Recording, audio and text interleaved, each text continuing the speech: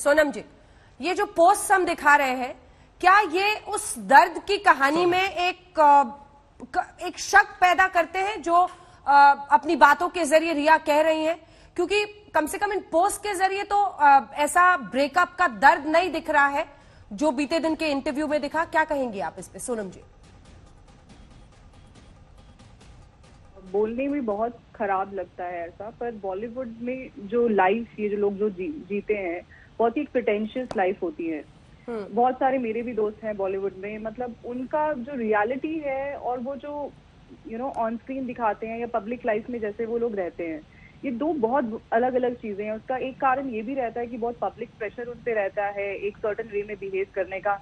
Actor या actress किसी परेशानी से भी गुजर रहा है तब भी आप देखते हैं कि बॉलीवुड में फ्यूनरल्स होते हैं, वहां पे भी लोग तैयार होके ही जाते हैं क्योंकि वहां पे उनको इतना प्रेशर रहता है। तो मैं ये नहीं कह रही कि रिया ने वो सच में दुखी नहीं थी या दुखी थी, वो तो अपने मन की बात तो वो खुद ही जानती है। पर ऐसा हो सकता है कि आप फील कुछ कर रहे हैं और आप दिखा कुछ और रहे हैं। और स्पेशली कल जब उसका इंटरव्यू मैंने देखा रिया का, तो उसने साफ कहा कि उसको सुशांत ने घर से अपने जबरदस्ती निकाला।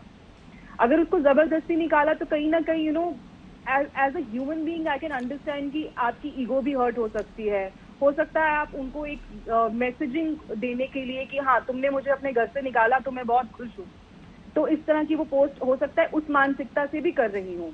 और ये भी हो सकता है कि सच में जो उन्होंने कहानी बोली कि मैं दुखी थी वो झूठ हो। मैं अब उनके घर में तो हूं नहीं, मैं उनके स्थान पे तो हूं नहीं कि मैं उनके दिमाग में जाके घुस के बताऊं कि एक्चुअली क्या होगा। पर ये पर्सपेक्टिव मैं देना चाहती थी कि ऐसा फिल्म इंडस्ट्री में होता है। These people pretend to be strong। ठीक है, कई बार लेकिन फिल्म इंडस्ट्री हम स्ट्रॉन्ग है।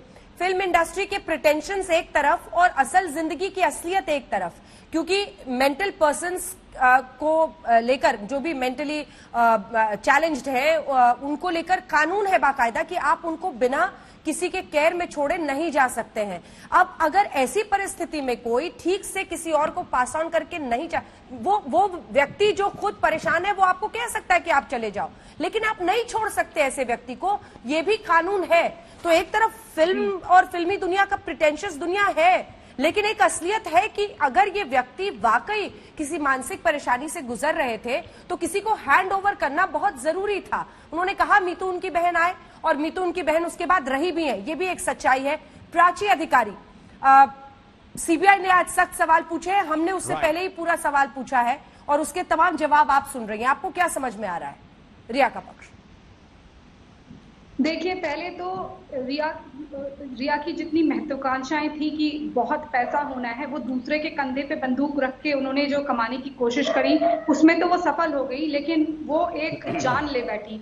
अब खार वाले फ्लैट का जो इन्होंने एड्रेस दिया था ईडी को, मतलब इन्होंने ईडी को भी गलत एड्रेस दिया था, पुराना एड्रेस दिया था, नया एड्रेस नहीं दिया था। जब वहां लोग पहुंचे तो वहां पर भी इनके क्रेडिट कार्ड के बिल्स आ रहे हैं, तो वहां पर पता लगता है ये किसी और के साथ लिव इन में रह रही थी। तो ये ऐसा कौन सा प्यार है जो हर एक साल में नया नया प्यार हो रहा है और 2 मिनट में आप किसी को जान रहे हैं और अगले महीने उसके साथ लिव इन में रह रहे हैं, और आप एक इस तरह से आ रहे हैं। आप ड्रग्स के सवाल से तो बच ही नहीं सकते, क्योंकि उसमें जो ये कहा गया है हिम का यूज हुआ है, हर का तो यूज हुआ नहीं है। और जो लोकेशन है वो उनके घर की ही लोकेशन है जहां से वो है।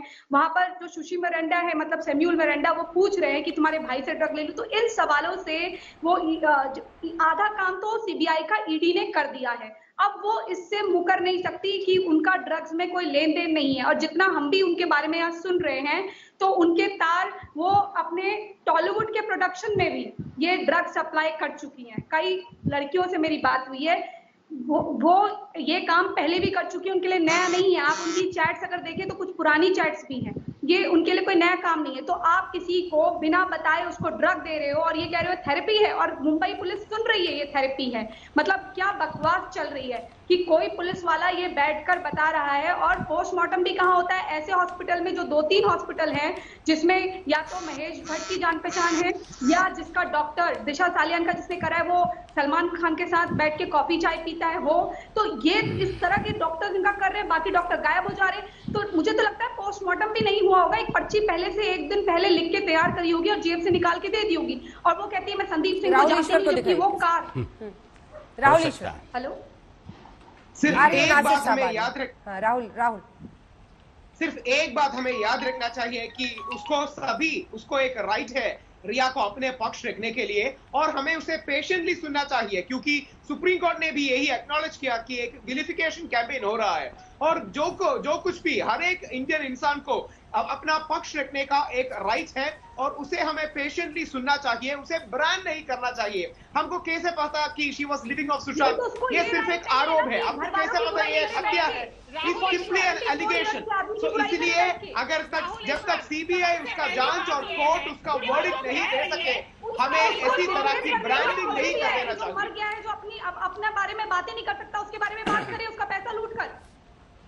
पैसा लूट आपको कैसे पता है? मैंने हमारे पैसा लूट चिल्लाने लिया। से कुछ नहीं होगा। सीबीआई की इंक्वायरी से मारे। एविडेंस कहा है, सुशांत का सिस्टर ने भी कहा है रिया ने ब्लैक मैजिक किया। कहा है सबूत, कहा है एविडेंस। सुशांत का सिस्टर ने कहा कि रिया ने ब्लैक मैजिक किया। क्या आपको यही लगता है कि उसने ब्लैक मैजिक किया? तो ये सब एलिगेशंस है, ये सिर्फ एलिगेशंस है, ये रेवलेशंस नहीं है। नमस्कार, मैं हूं अंजना ओम कश्यप। हमें उम्मीद है ये वीडियो आपको पसंद आया होगा। लेटेस्ट खबरों के लिए यूं ही देखते रहिए आज तक, और इस वीडियो के पसंद आने पर लाइक, शेयर एंड सब्सक्राइब करना ना भूलें।